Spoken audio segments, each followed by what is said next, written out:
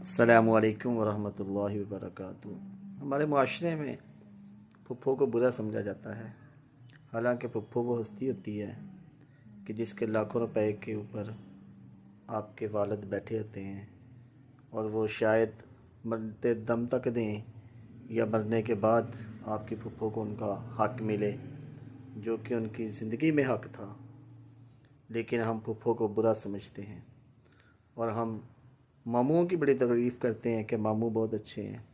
हालांकि मामू वो हस्ती होती है जो अक्सर अपनी बहनों का यानी कि आपकी वालदा के हक़ के ऊपर काबिज़ बैठा होता है, लेकिन फिर भी हमारे मुआशरे में मामू को बहुत अच्छा और फुफ्फो को बहुत बुरा समझा जाता है। तो ये दोगलापन है, इससे ख़ुद भी बचें, अपने बच्चों को भी बचाएं और उन्हें हक़ बताएं।